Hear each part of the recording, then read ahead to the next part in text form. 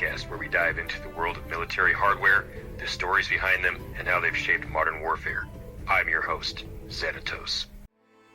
Today we're going to focus on a weapon that has left a lasting mark on modern warfare, the FIM-92 Stinger missile, and its role in one of the most significant conflicts of the late 20th century, the Soviet-Afghan War. So grab your gear, take a seat, and let's break down the history and characteristics of the Stinger and why it became such a pivotal asset for the Afghan Mujahideen and their fight against the Soviet forces.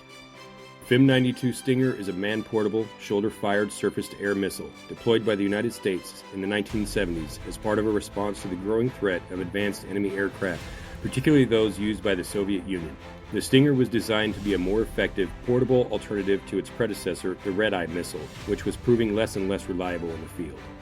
Developed by General Dynamics, now Raytheon, the Stinger was designed to target enemy aircraft at a short to medium range using infrared homing technology to lock on to the heat signature of a plane's engines. The missile is fire and forget, meaning that once launched, the operator does not need to track the target. It is simple, yet highly effective. The FIM-92 Stinger has an overall weight of 23 pounds with the launcher included. It uses a high-explosive fragmentation warhead and has an infrared homing guidance system. The maximum effective range is approximately 3 miles, and it has a maximum effective altitude of 12,500 feet and travels up to a Mach speed of 2.2. From 1979 to 1989, we had the Soviet-Afghan War. It was a brutal, bloody conflict that saw the Soviet Union invade Afghanistan to prop up a communist government facing insurgent groups. The Soviet military quickly became bogged down in a guerrilla warfare against a variety of insurgents, the most notable being the Afghan Mujahideen, a collection of fighters from various factions united by their desire to rid their country of the Soviet invaders. For the Soviets, air superiority was crucial. The Soviet Hind helicopters and the Su-25 Frogfoot ground attack planes dominated the skies, giving them an overwhelming advantage in the early years of the war. The Mujahideen were lightly armored and lacked the heavy artillery necessary to counter this aerial threat. This is where the Stinger comes in. In the mid-1980s, the United States, in its Cold War rivalry with the Soviet Union, began providing military support to the Afghan Mujahideen through Operation Cyclone. This covert operation funneled weapons and supplies, including the Stinger missiles, to the rebels. The Stinger missile gave the Mujahideen a game-changing weapon capable of knocking out Soviet aircraft in a way that they had not been possible before.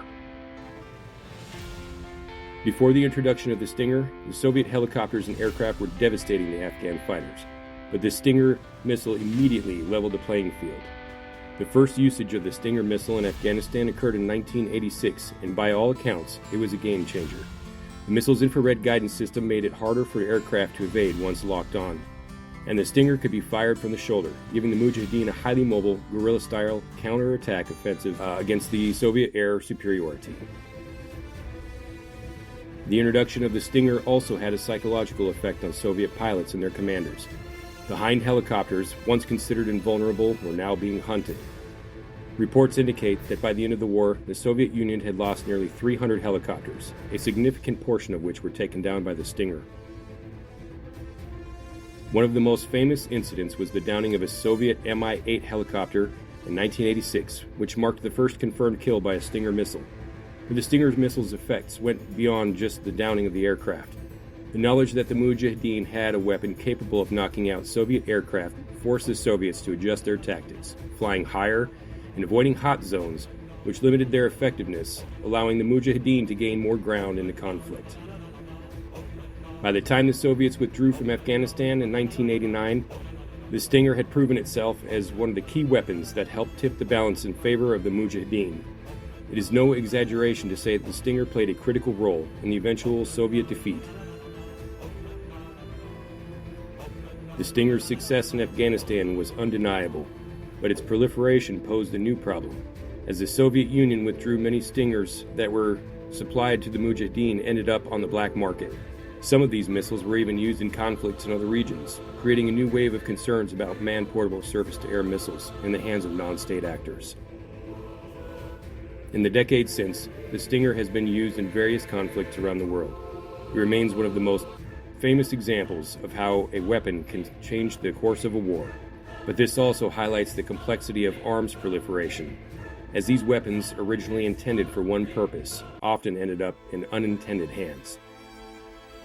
In the U.S., the Stinger continues to be a key part of our air defense arsenal, although its role has evolved with more advanced systems coming into play.